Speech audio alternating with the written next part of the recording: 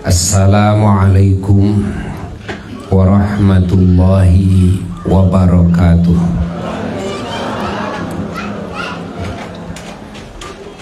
Bismillahirrahmanirrahim. Nastaftihu bihil khairati wal rahmat wal barakat wal futuhati wal munuhat wal nafahat wal atiyat wal imdadat wal anwar wal asrar ar-rabbaniyah wal ridwan wal ghufran wal nasra wal yusra wal sitra wal ijabata wal qubul wa syafa'atar rasul sallallahu alaihi wasallam, assalamata was sa'adata wal karamata fid dunya wa fil barzakh wa fil akhirah, wassalaha wal falaha wan najah fid dini wad dunya wal akhirah wal quwwata wal afiyata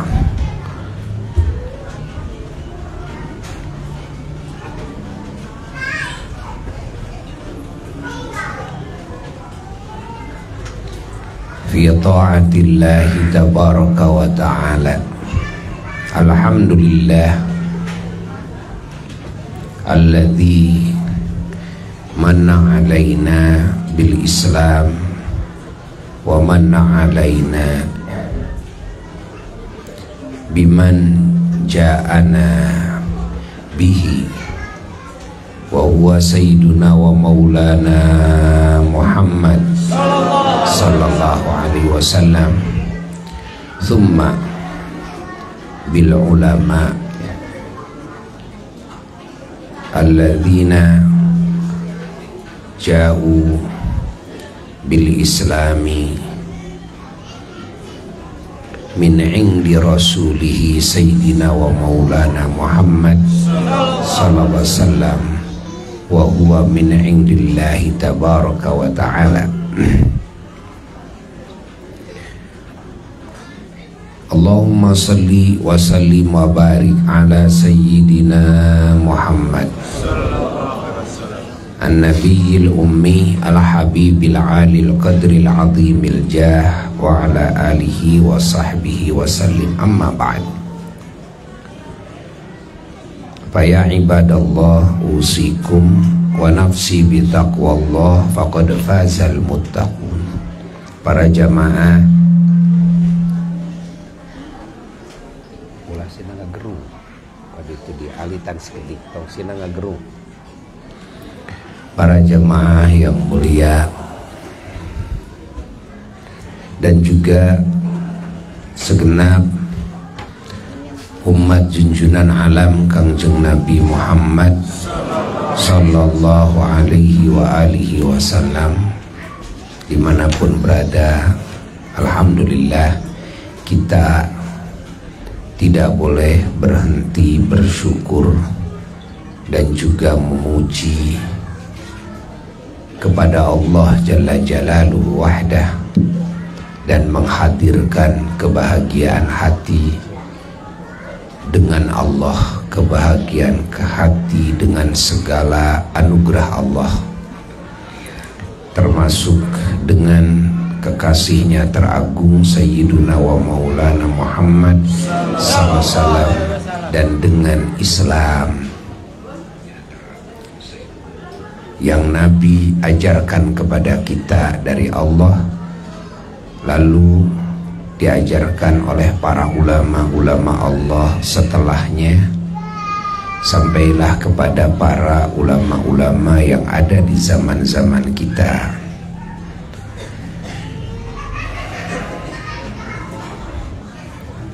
Yang kita mengambil ajaran Islam ini dari para ulama yang terpercaya.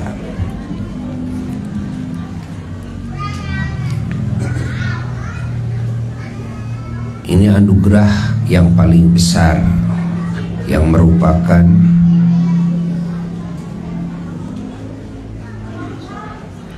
sumber segala anugerah,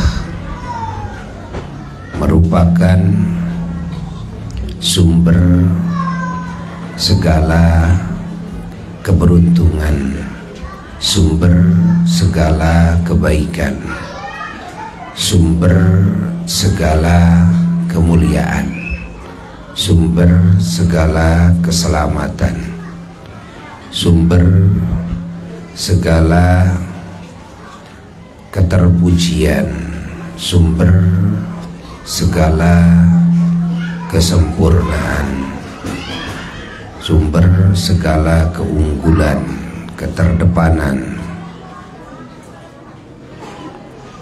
yaitu wujudnya Kangjeng Nabi Muhammad sallallahu alaihi wasallam dan Islam. Allah dengan dua anugerah terbesar inilah kita bisa selamat dari ancaman Allah, dari murka Allah. Kita bisa selamat dari kejelekan hawa nafsu, dari tipuan dunia, dari godaan setan. Kita bisa selamat pula dari kejahatan-kejahatan makhluk yang jahat.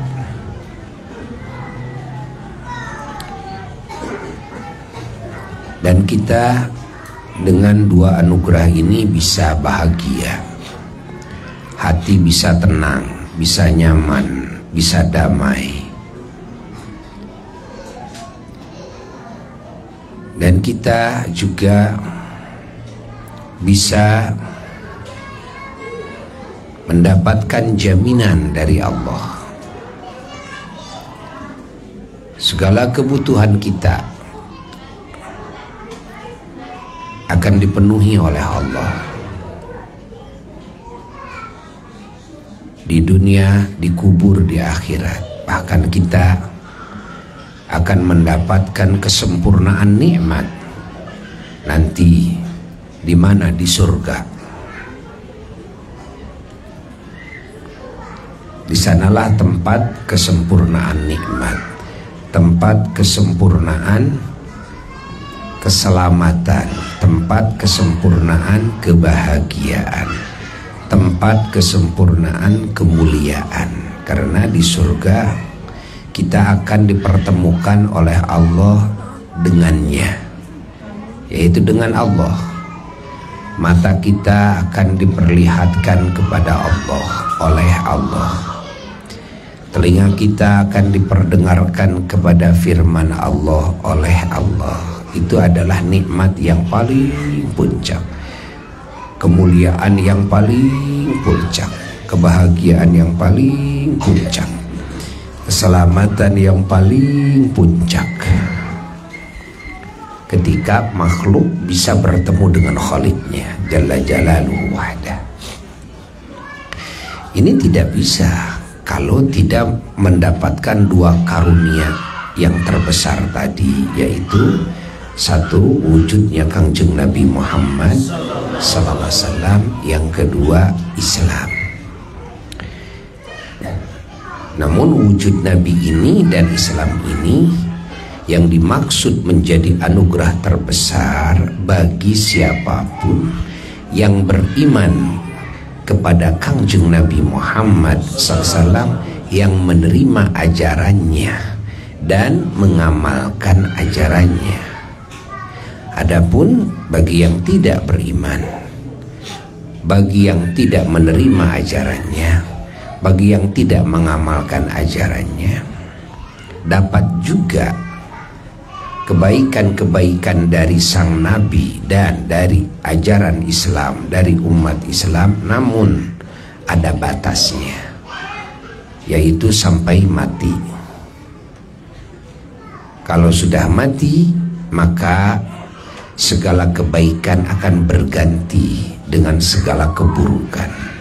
Itu bagi orang-orang yang tidak mau beriman kepada Nabi Muhammad SAW dan tidak mau menerima ajaran Islam, tidak mau mengamalkannya.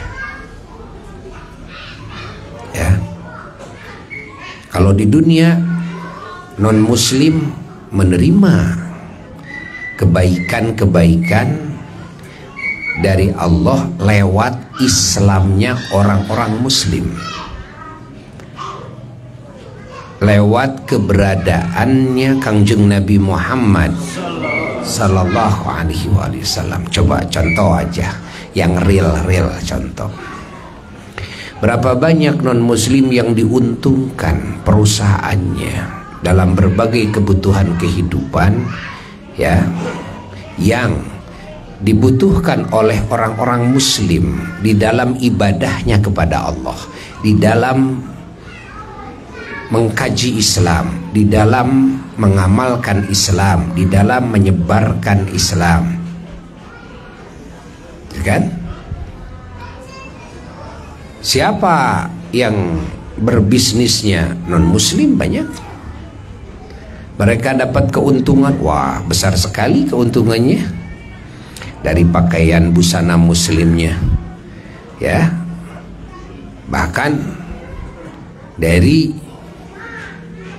masya Allah, percetakannya juga buku-buku Islam, kan?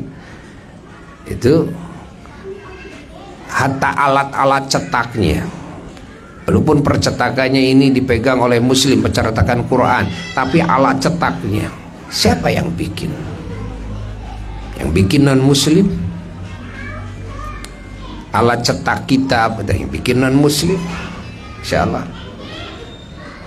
ya.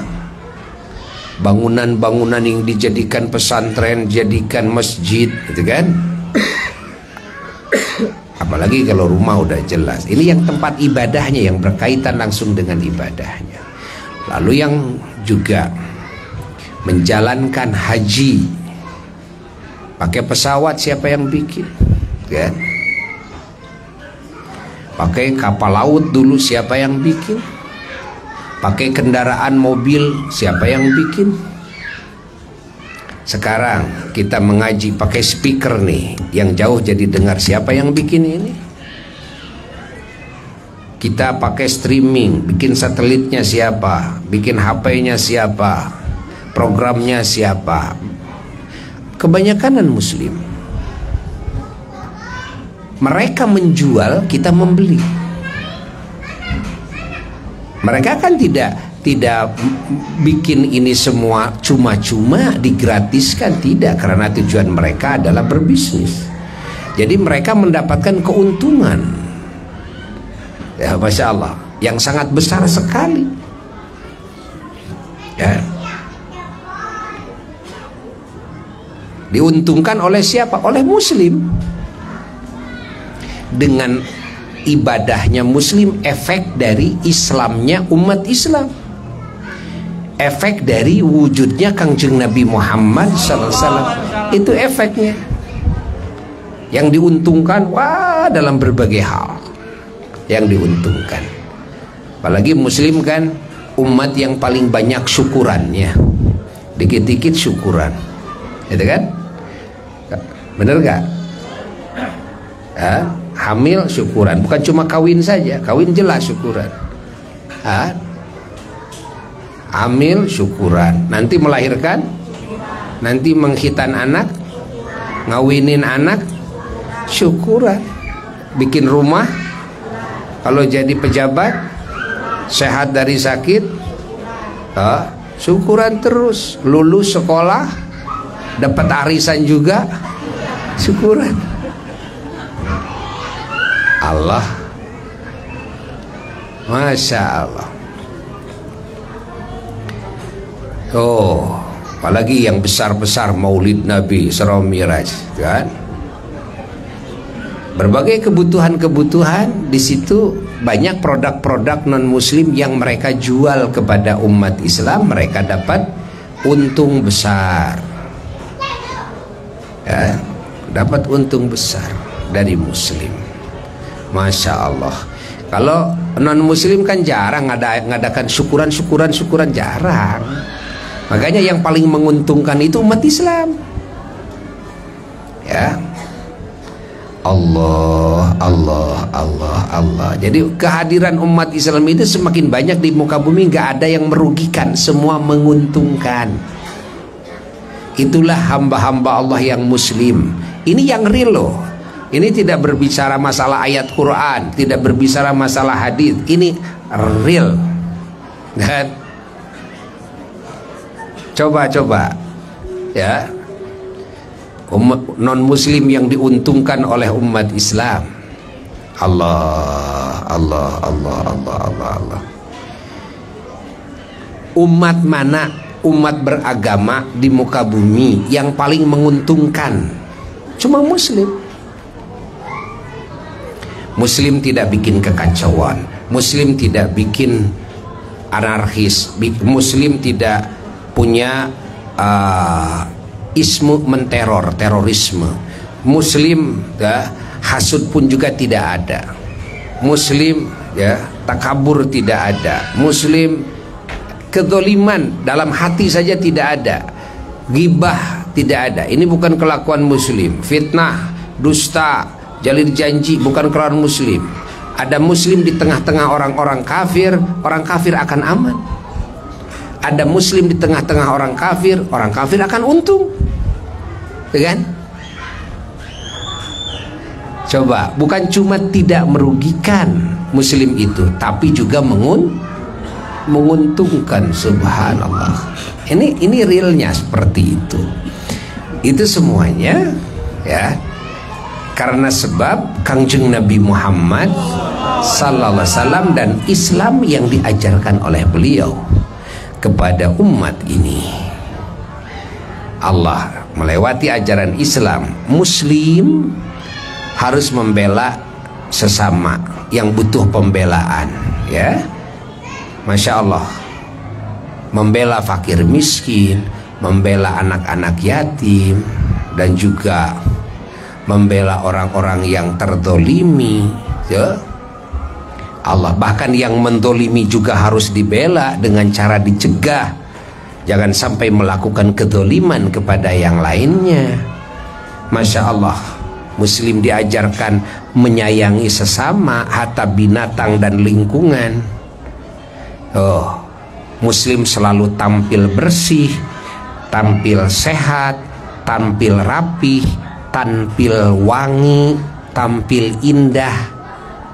Itu muslim, bukan cuma kebenaran, tapi juga keindahan, tapi juga kewangian, kebersihan, kesehatan, kekuatan, kecerdasan, keunggulan, keistimewaan. Itu muslim. Makanya muslim itu orang yang tidak mengenal kekurangan sedikit pun, orang yang tidak mengenal kecacatan, orang yang tidak mengenal kesesatan, orang yang tidak mengenal kebodohan. Itu muslim. Makanya karena kalau kita sebagai muslim lalu banyak cacat dalam diri kita, kesalahan dan sebagainya, ini PR kita. Ini PR kita ini, ya. Ini PR kita. Allah, Allah, Allah, Allah, Allah, Allah. Adzan? Ya, jawab dulu adzan. Allah Akbar, Allah Akbar, Allah Akbar, Allah Akbar. Asyhadu an la ilaha illallah, asyhadu anna Muhammadan rasulullah. La haula wa la quwwata illa billah. Allah Akbar, Allah Akbar, la ilaha illallah. Muhammad rasulullah.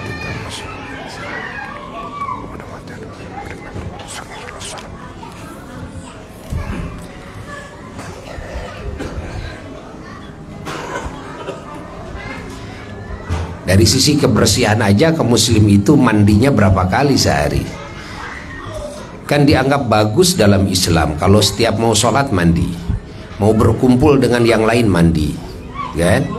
Pakai wangi-wangian, bukan cuma bersih, pakai wangi-wangian. Mandi juga salah satu faktor penyebab kesehatan dan kekuatan. Dengan mandi bisa seger kita, kan? Loyok-loyok mandi seger, gitu kan? Jadi kuat tuh. Terus dengan wudhu, kan? Itu muslim tuh. Jadi anggota badannya selalu sehat, selalu bersih. Badannya selalu bersih, selalu sehat, selalu kuat. Faktor-faktor penyebab yang bisa nanti menimbulkan penyakit atau jadi sarana yang bisa menimbulkan penyakit oleh ajaran Islam dipangkas. Ya, jangan ada tuh di diri muslim. Contoh, muslim diajarkan motong kuku, ya. Setiap Kamis atau Kamis sore sekali, setiap hari Jumat pagi sekali, atau hari Senin. Potong, bersihkan semuanya. Kenapa? Kenapa harus begitu? Karena Islam mengajarkan kesehatan dari pangkalnya. Dimana tangan ini biasa dipakai bekerja. Boleh jadi kotoran nempel di bawah kuku, tuh kan? Nah, lalu boleh jadi di sini ada bakterinya.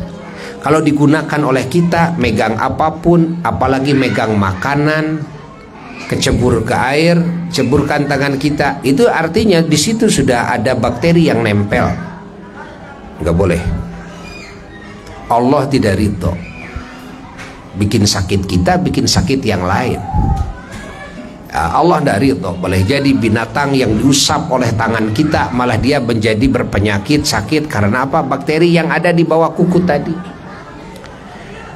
Allah ketika dibersihkan, digunting, semuanya bersih, nggak ada. Apa yang dikhawatirkan coba dari tangan umat Islam? Lalu setiap hari minimal wudhu 5 kali, tambah lagi dengan mandi, tambah lagi dengan disunnahkannya kalau mau wudhu dibersihkan dulu tangan, kan gitu kan? Mau mandi juga begitu. Mau menggunakan air, jangan dulu cemplung ke dalam air, bersihkan dulu tangan dong, kan? Untuk alat menciduk air supaya ini betul-betul diyakinkan sehat, aman, gitu kan? Nah, bukan cuma ini saja, ya iya, bukan cuma ini saja, juga kuku-kuku yang ada di jari jemari kaki, juga apalagi kumis yang panjang dipotong, ya. Jangan melewati merahnya bibir yang atas, ya. Namanya di daun, kan begitu, ya. Kenapa begitu? Karena kita kan kalau di luar ini, debu ini tidak semuanya bersih, tidak semuanya sehat, kan? Nah, ini kalau kita jalan di luar, nempel di kepala, nempel di wajah, ya, terus nempel di kumis, nempel di janggut. Nah, ini kalau kumisnya kepanjangan, nanti kalau mau minum, nah nanti ujung kumis dulu yang kena ke air sebelum airnya diminum oleh kita. Nah, kalau keringat yang membawa bakteri nempel di kumis, lalu kita mau minum, nah air itu sudah tidak sehat duluan sebelum kita minum. Kalau kita mencium anak, ya kan, atau istri, ya, atau siapapun, ini udah tidak sehat ini. Kumisnya ada bakterinya, tempat bersemayam bakteri itu. Allah.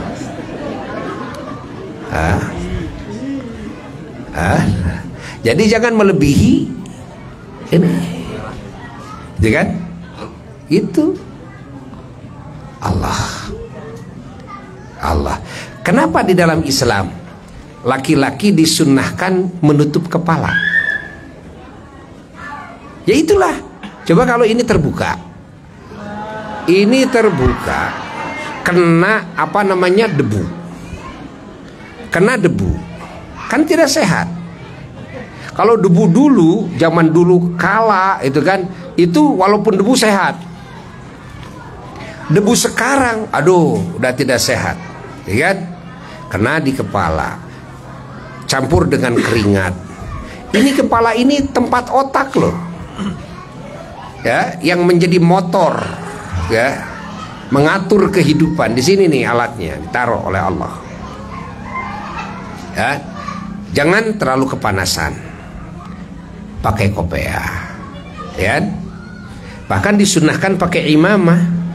Imamah itu adalah sorban yang dililitkan di kepala, ada buntutnya, dililitkan di kepala. Ini Nabi yang memberikan contoh langsung. Nabi yang memakai kayak gini, ini Nabi, kita ngikuti Nabi gitu kan. Nah, diikat. Begitu diikat kepala ini bukan cuma aman dari debu-debu yang berbakteri. Ingat, sehingga nanti ke kita yang menimbulkan penyakit, kalau kita, kepala kita, rambut kita kena kepada yang lain, bisa menimbulkan sakit. Udah aman itu. Lalu aman juga dari benturan. Itu salah satu faidahnya imamah ini nih. Nah, sekarang di akhir zaman lah barulah kita menyadarinya ketika ada aturan dari kepolisian bahwa setiap yang menunggangi motor kan harus memakai helm. Ketemunya kapan? Ya sekarang. Islam sudah dari awal. Islam sudah mengajarkan, Nabi sudah mengajarkan dari awal. Laki-laki pakai apa? Imamah. Sorban yang dililitkan di kepala. Di dalamnya kopea. Ya. Ini aman loh dari benturan. Orang menunggangi kuda di zaman Nabi sudah lebih dulu. Ya. Ajaran Nabi itu mengajarkan seperti itu. Kan? Jatuh dari kuda, benturan ke batu dan sebagainya, aman ini. Allah. Coba bayangkan tuh kan. Kan tujuan helm kan itu. Perempuan harus lebih tertutup daripada laki-laki. Dilihat dari sisi kesehatan, kan? Luar biasa ini. Luar biasa. Akal manusia akan sujud di hadapan hikmah tertutupnya wanita, ya. Badannya lebih banyak daripada laki-laki. Ya. Lebih banyak dari laki-laki. Kalau laki-laki kan terbuka tangan, terbuka biasa, kaki terbuka, ya. Karena laki-laki orang kerja. Laki-laki orang kerja. Tapi nanti akan dibersihkan setiap wudu. Ya, makanya harus dibersihkan setiap wudu. Subuh baru bangun, mungkin di sini ada keringat dan sebagainya, ya, bersihkan. Cara wudu, bersihkan tangan, bersihkan gigi dengan siwak, bersihkan hidung, gitu kan? Dibersihkan semuanya. Bersihkan pala. Kan disunahkan ini semuanya. Dan disunnahkan 3 kali, diurut-urut. Sunnahkan itu diurut-urut itu, agar di sini saraf-saraf yang ada di wajah, di kepala semuanya menjadi lancar lagi, peredaran darahnya lancar, jadi jreng gitu kan. Kan sekarang ada penyakit apa namanya lumpuh sebelah, apa namanya stroke sebelah itu kan. Stroke wajahnya banyak itu, ya. Bagaimana cara pengobatannya? Dokter mengobatinya adalah dengan cara diterapi. Terapinya bagaimana? Terapinya digoyang-goyang ininya. Nah atuh arisia mun wudu teh sing balek kan gitu kan. Ulah ngadagoan pego, Gus pego kakara kue diurut-urut. Padahal dalam Islam Rasul mengajarkan diurut-urut begini nih, digoyang. Tong ngadagoan pego. Ente. Ini ajaran Islam itu artinya dari pangkalnya mengajarkan sehat itu. Ini wudu hur. Apa-apaan itu wudu? Gitu, bukan gitu. Gosok-gosok tangan dulu, bersih, gosok. Lalu ini digosok-gosok, basuh 1 kali, gosok-gosok, sampai kita meyakinkan daki dan kulit mati itu terbuang. Itu, ini baru 1 kali basuhan. 2 kali tambah lagi menyempurnakan. Kalau dalam basuhan 1 kali ada yang belum, terbersihkan, sarafnya belum tergoyangkan. sempurnanya 3 kali. Tuh. Ternyata bukan wajah doang, tangan, kepala juga gitu kan. Lalu telinga itu gosok-gosok, dipenyengan, dibersihkan gitu kan. Ternyata sekarang ada cara terapi ya, diantaranya ngabenyengan celi. Laras ente? Nah, padahal syamun wudu sing balik gitu kan. Tuh, kalau wudunya bener gitu kan, itu ada terapi loh. Sampai ulama fuqaha ahli fikih ketika membasuh kaki, jari-jari kaki ini kan harusnya pakai kelingking, dikait kan gitu kan. Tuh lihat, maaf, lihat, dikait, ditarik dikit gitu tuh. Bukan cuma bersih, ini saraf yang di sini hidup kan. Sekarang kan ada totok ini, mun sia wudu sing balik gitu kan. Gitu kan? Kalau bener wudunya, entong ada goan naon? Tong ada goan gempor, tong ada goan kempreng, tong ada goan pekung. Wudu yang bener, mandi yang bener, lain urut diurut-urut si badan semuanya. Itu cara kenabian itu. Cara ajaran Islam seperti, coba agama mana yang mengajarkan seperti itu?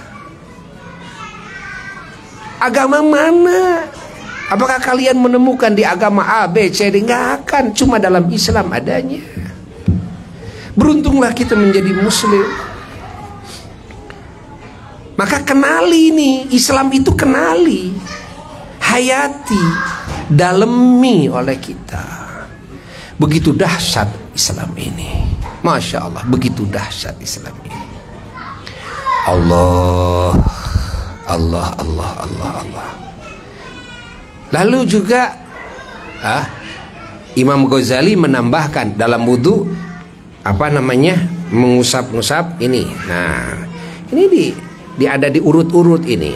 Nah, karena kan laki-laki itu kan terbuka.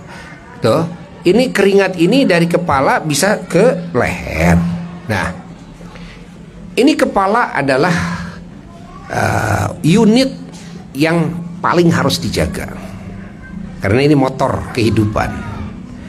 Nah, ini di sini ada saraf-saraf yang nyambung ke kepala, lebih dekat ke kepala.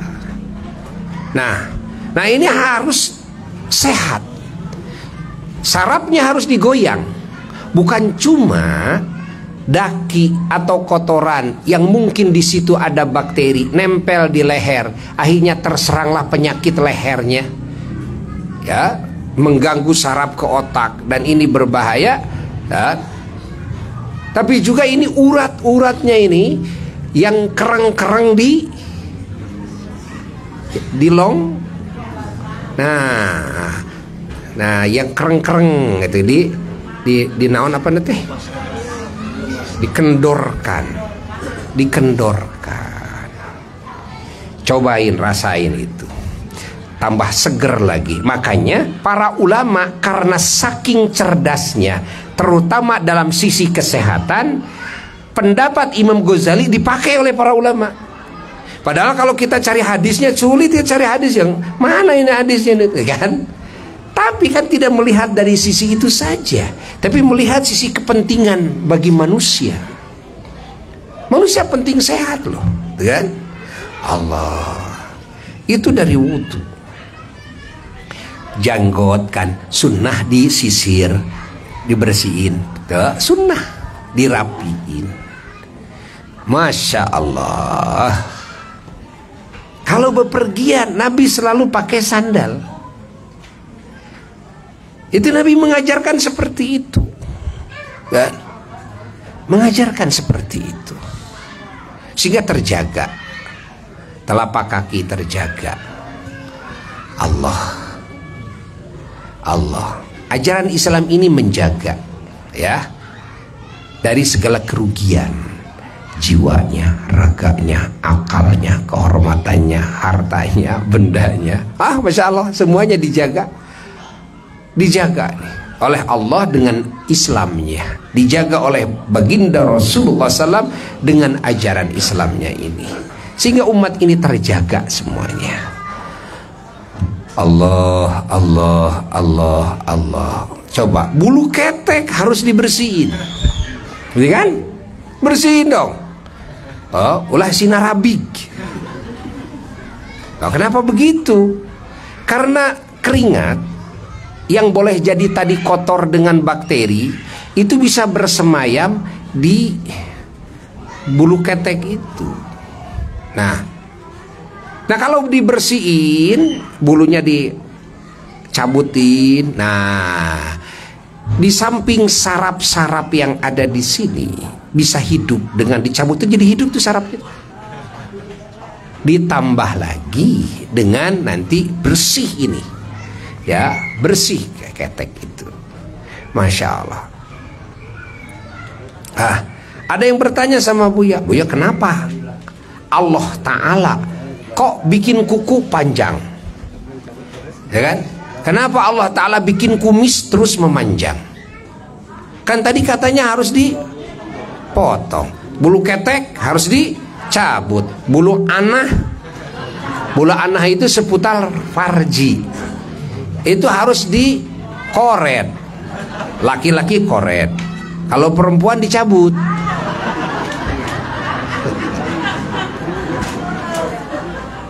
Ya itu. Tapi itu sarafnya jadi bagus, tanahnya itu jadi empuk tuh,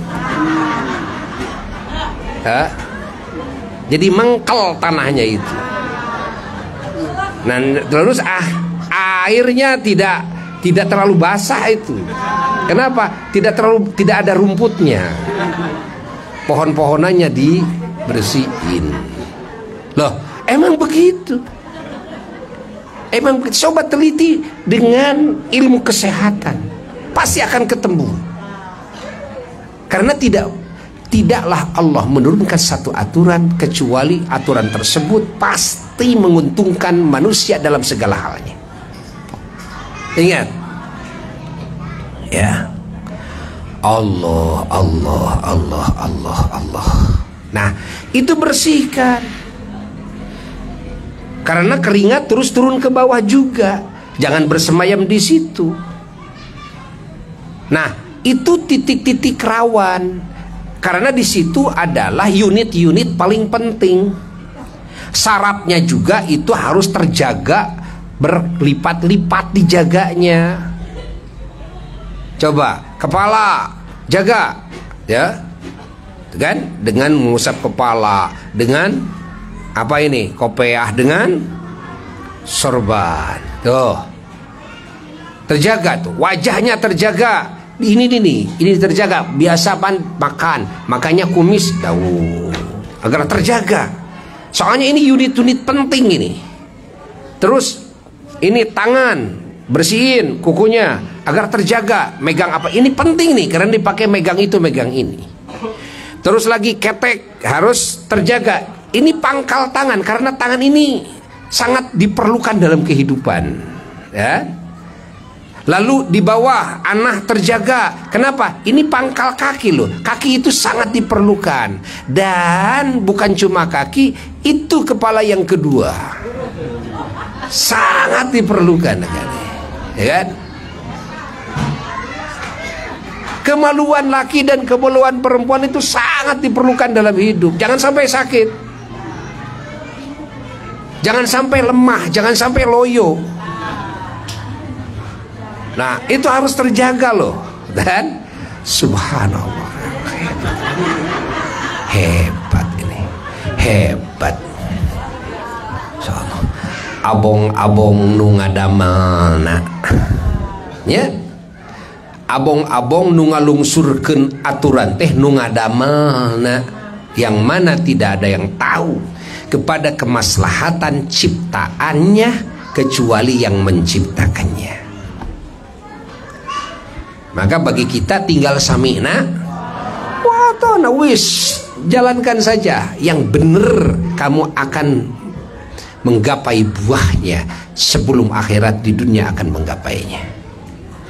Allah, Allah, Allah, Allah, Allah, Allah. Pahami, perempuan oleh Allah menutup bagian badannya itu harus lebih banyak dari laki-laki, kan? Kenapa? Kenapa? Karena perempuan itu adalah sebagai apa namanya, alat yang Allah jadikan untuk kan, melahirkan lagi keturunan yang meramaikan dunia ini, yang menjadi khalifah-khalifah Allah di muka bumi ini, ya, yang beribadah kepada Allah di muka bumi ini. Nah, Allah kan titipkan di perempuan itu. Makanya perempuan harus lebih terjaga kesehatannya ketimbang laki-laki. Jangan sampai terlalu banyak terkena debu. Jangan sampai juga terkena terik matahari secara langsung. Masya Allah. Itu kan? Dan juga wanita itu, ya, adalah dandanan, dan wanita itu adalah kebahagiaan dan kenikmatan bagi suaminya. Makanya wanita itu kalau kebanyakan kena terik matahari jadi ngagaleng we palebah bangetna teh hideung. Ya iyalah. Iya. Coba tutupin semuanya, kan? Nah, sekarang kan banyak yang sengaja memakai alat untuk menutupi dari terik matahari. Bukankah Nabi mengajarkan wanita itu tertutup dengan wajahnya semuanya? Walaupun menurut sebagian pendapat ulama itu kan tidak wajib, ya, tidak wajib. Kita tidak melihat dari sisi wajib dan tidak. Tapi kalau kita melihat dari sisi kebutuhan kesehatan, kebutuhan kecantikan, ya kan? Di rumah sakit kan dokter-dokter dan perawat dan juga para penjaga rumah sakit kan pakai cadar, laki dan perempuan. Bener nggak? Cuma namanya beda. Apa namanya? Masker. Lah.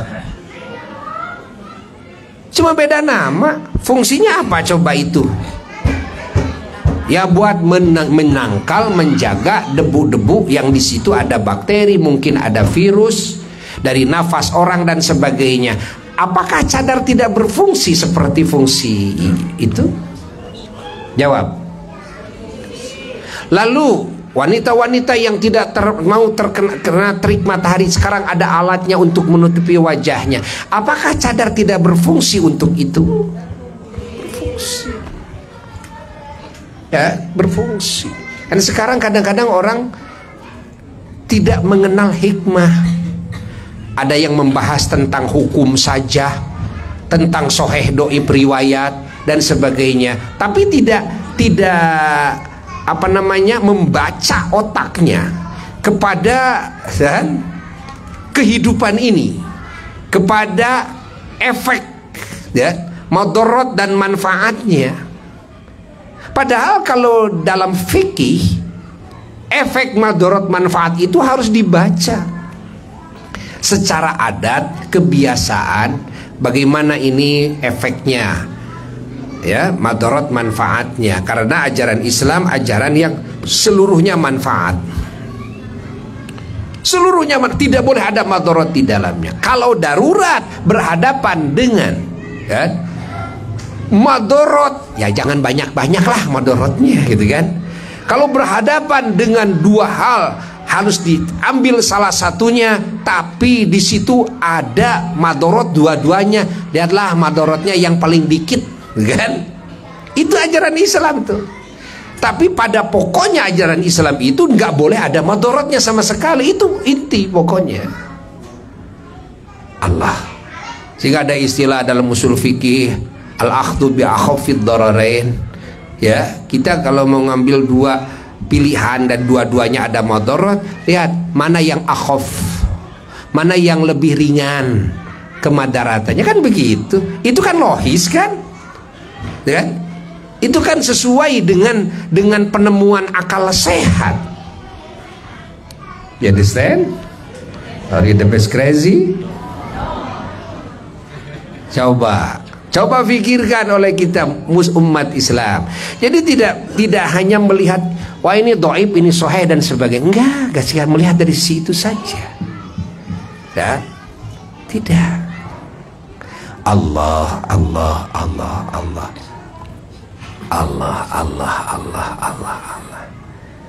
Tapi harus melihat dari sisi bagaimana ini efeknya.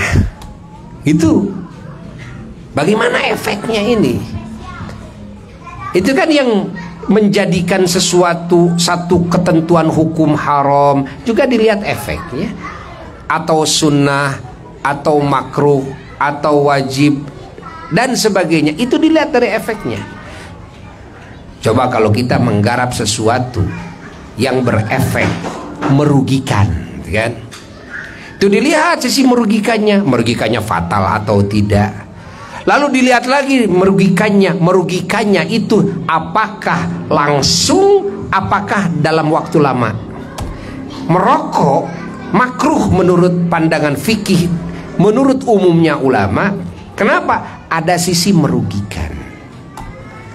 Di antaranya kesehatan. Ya. Tapi merugikannya tidak langsung. Itu butuh waktu lambat laun gitu kan, bertahun-tahun. Nah, akhirnya bisa menjadi penyakit dari nikotin itu. Ya. Nah, karena ini dorornya merugikannya itu dalam waktu yang lama, tidak sekaligus, maka tidak dihukumi ini haram, tapi dihukumi ini makruh. Tapi kalau memadorotkannya langsung seketika, merusak langsung seketika, seperti kita wudhu dengan air yang terlalu panas tapi yang bisa mengelupaskan kulit umpamanya saat itu, hukumnya bagaimana? Haram lah. Wudhu haram. Wudhunya yang haram? Bukan. Tapi menggunakan air yang seperti itu, sifatannya itu yang haram. Bahkan Buya sering berkata, di zaman kita ini, kita ada dalam masa yang sedikitnya semua umat Islam melakukan makruh di hari-harinya. Itu sedikit. Loh, kenapa begitu? Karena yang dimakan, yang diminum, lah lihat, yang dimakan, yang diminum, ini di dalamnya sekarang sudah memakai kimia. Ting saya nunyuguhan kabuya nukieu. Buya mah lebih memilih air kelapa. Ya. Entong meracuni kabuya entong. Minuman, wah itu kan. Coba lihat sekarang buah-buahan pakai kimia. Sekarang ayam, sapi segala macam suntik, pakan dan sebagainya kimia. Itu kan? Ya, itu bikin manusia cepat gede, ayam cepat gede. Ya, tapi cepat modar. Ya enggak? Emang cepat gede tapi cepat mati. Buktinya sekarang, coba lihat sekarang. Nah, ini salah satu faktor penyebab kenapa orang-orang dulu di zaman Nabi Adam, Nabi semuanya usianya ribuan tahun. Karena murni, hawanya bersih, tanahnya bersih, airnya bersih, buah-buahannya bersih, segalanya bersih. Mereka tidak merusak dari sisi itu. Di kita sekarang dengan perkembangan pengetahuan ceritanya. Tapi kan kadang tidak mengukur ini efeknya bagaimana. Yang penting saya untung karena saya bisa memproduksi ini. Orang ditipu. Orang malah merasa wah gitu kan, oh ini makanan saya, minuman saya hebat, vitamin dan sebagainya. Padahal di dalamnya ada apa? Di dalamnya ada kimia-kimia yang bisa merusak, masuk ke usus, masuk ke ginjal dan sebagainya. Akhirnya lambat laun rusak itu. Ginjalnya jadi rusak, kan? Coba kalau begitu, ya? Akhirnya masih kecil anak sekarang sudah berpenyakit yang aneh-aneh. Anak kecil masa kena diabetes? Anak kecil masa darah tinggi? Kan aneh. Tidak pernah terjadi di zaman dulu. Lah, begitu teliti punya teliti dari jajanan-jajanan yang di situ ada kimia-kimia. Dorok-dok wae pan ayeuna mah make naon eta teh? Pengawet. Jadi ngadaharan pengawet. Bakso pakai pengawet. Coba. Sehingga si usus tidak bisa menggiling dengan normal. Akhirnya usus ini capek. Akhirnya usus ini juga akhirnya sakit ususnya. Begitu diserap oleh ginjalnya juga tidak bisa. Masalahnya kimia ini.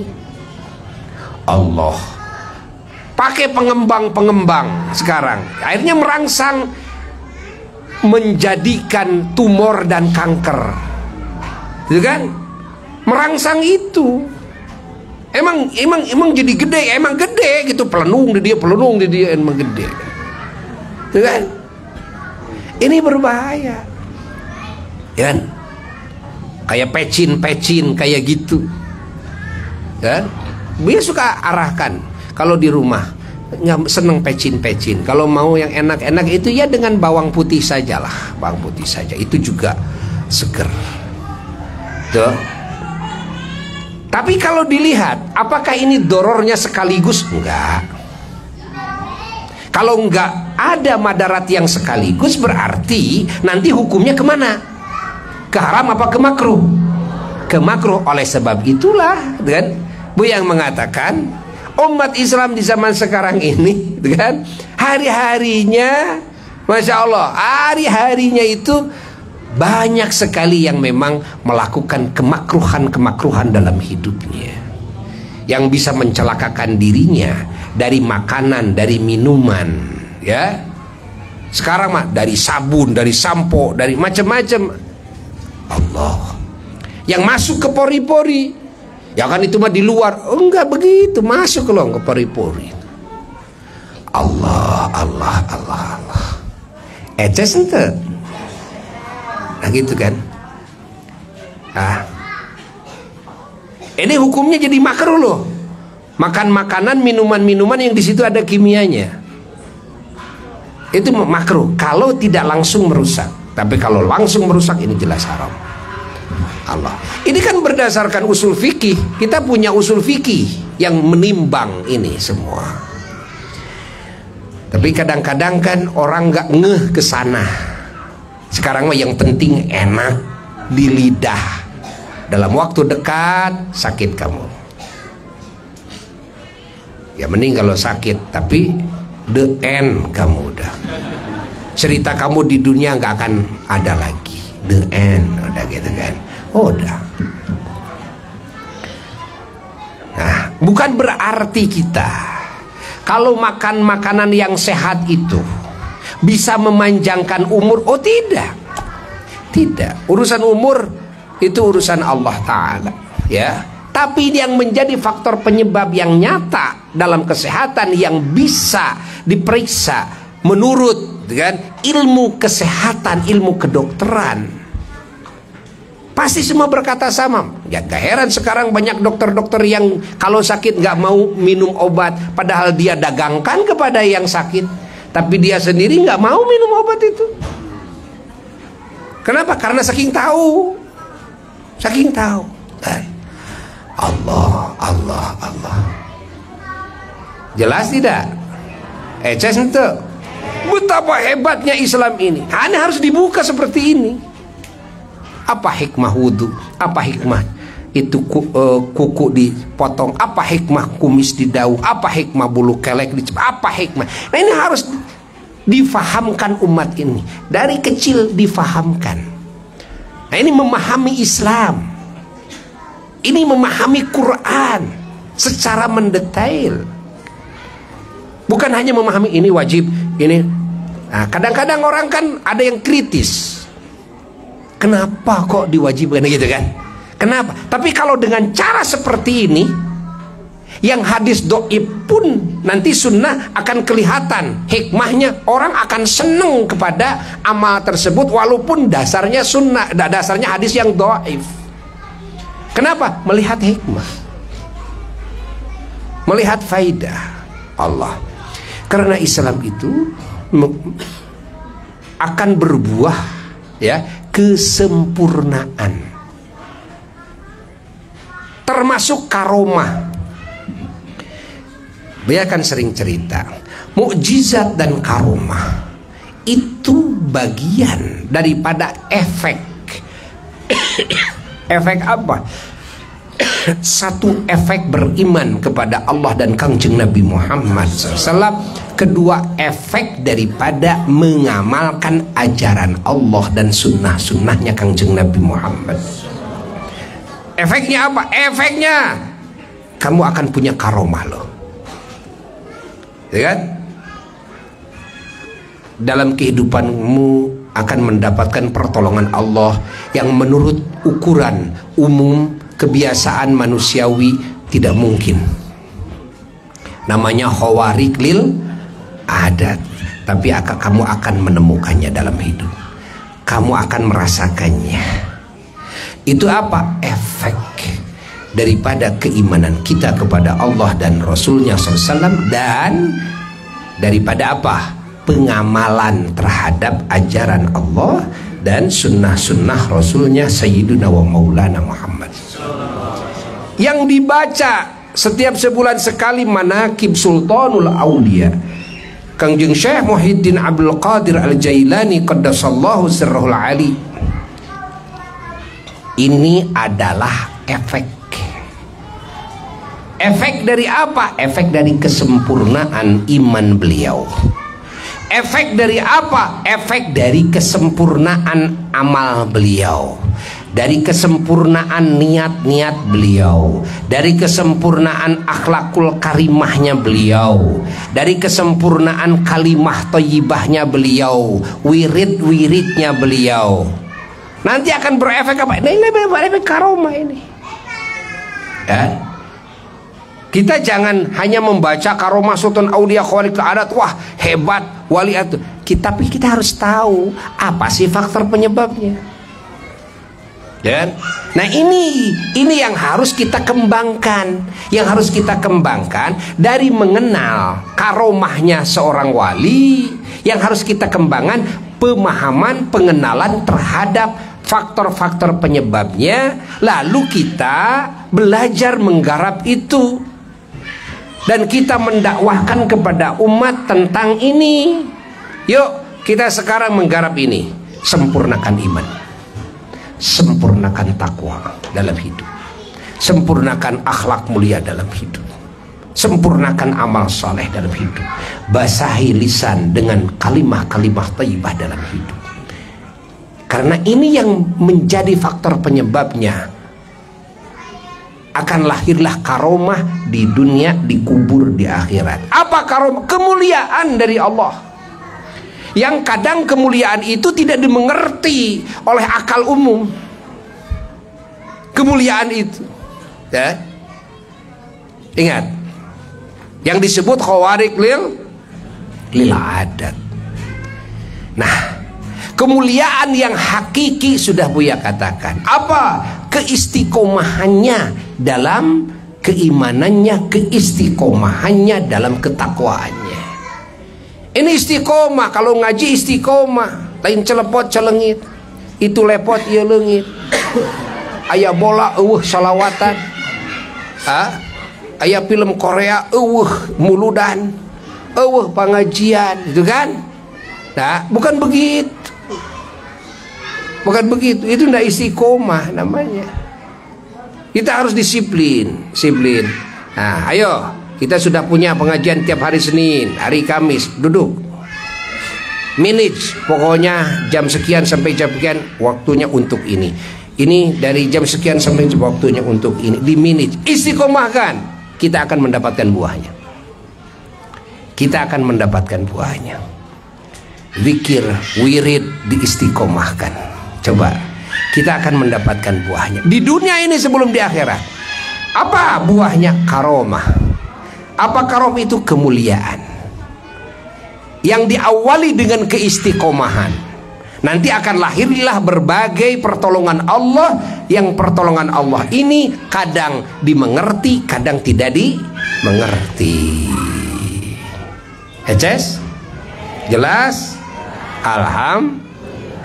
Alhamdulillahirabbil alamin. Semoga kalimat ini manfaat dan barokah bagi siapapun yang mendengarnya, terutama bagi yang ngomongnya. Dan Buya saat ini ya mau pamit dulu. Nanti malam jam 2 rencana insya Allah berangkat menuju Madinah Al-Munawwarah ya. Terus 4 hari di sana menuju ke Makkah Al-Mukarramah, 5 hari di sana, terus kembali lagi ke sini sekitar tanggal 18 Oktober insya Allah. Jamaah sekarang yang ikut ada 65, 66 dengan Abuya. Dan insya Allah bagi yang belum bisa ikut momen yang sekarang, Buya akan adakan lagi momen umroh Ramadan, yang mana 1 kali umroh Ramadan di bulan Ramadan umroh, maka akan dikasih pahala seperti melakukan haji yang diterima oleh Allah. Itu umroh Ramadan. Mudah-mudahan semuanya bisa ya. Siapkan aja duitnya dari sekarang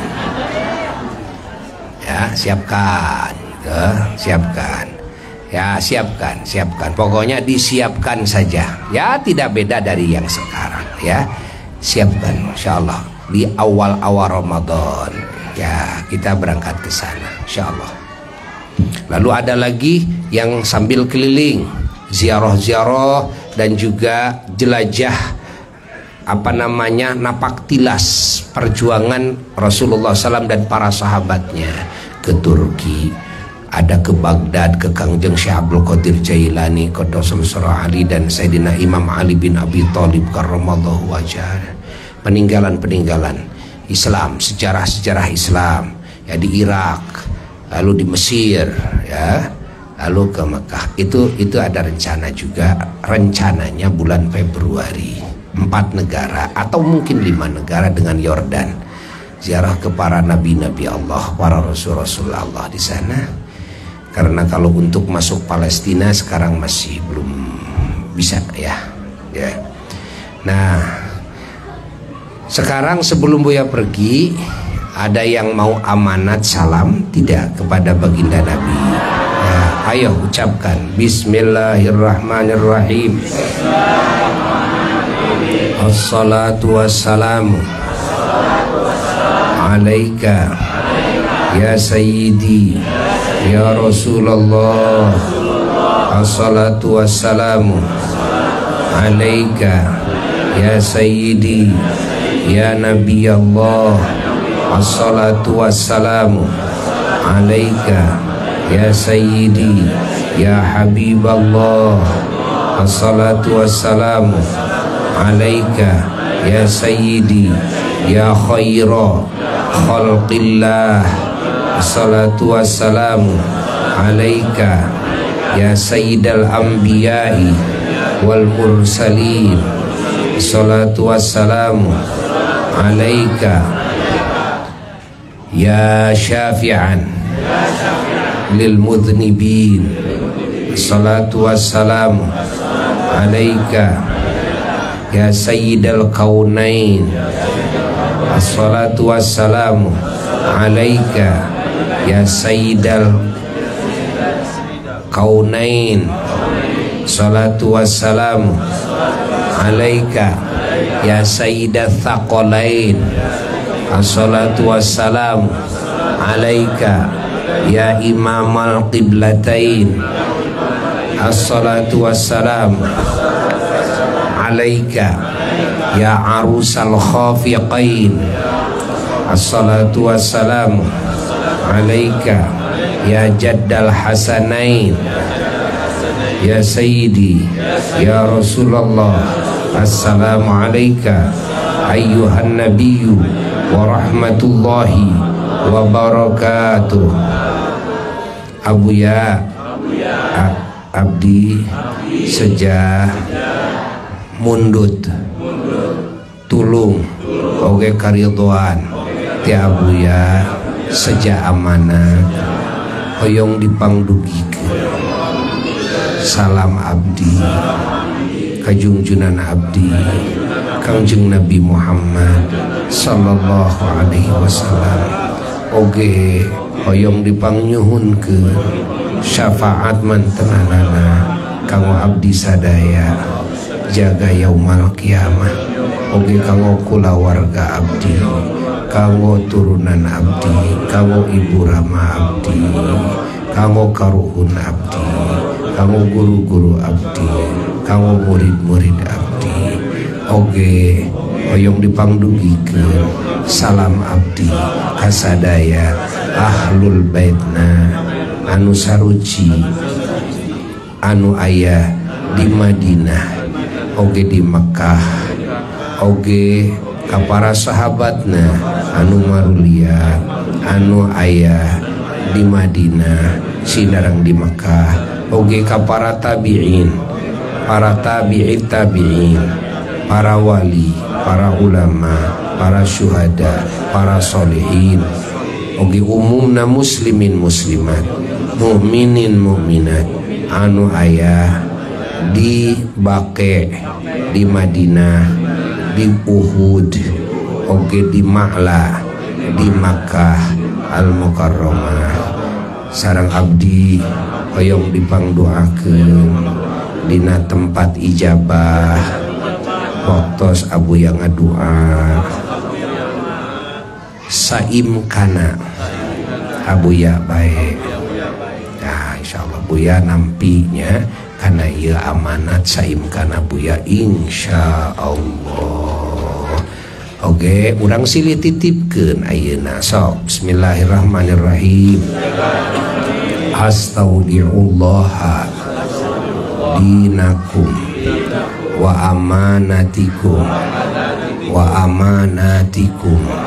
wa khawatimah a'malikum zawadakumullah at-taqwa wa ghafara dhunubakum wa wajjahakum lil khairi haitsuma tawajjahtum fi hifdzillah wa kana fihi. Abdi nitipkeun salira ka Allah oge agama salira oge amanat-amanat ti Allah kasalira oge amanat-amanat makhluk kasalira oge husnul khotimah dina sagala rupi garapan oge abdi ngaduakeun salira muga Allah mekelan salira kalayan katakwaan ngahapunten sadaya dosa-dosa salira oge ngajuruskeun ka salira kana sagala kasayan muga aya dina pangraksana Allah sareng dina jaminanana. Alhamdulillah. Siril Fatihah.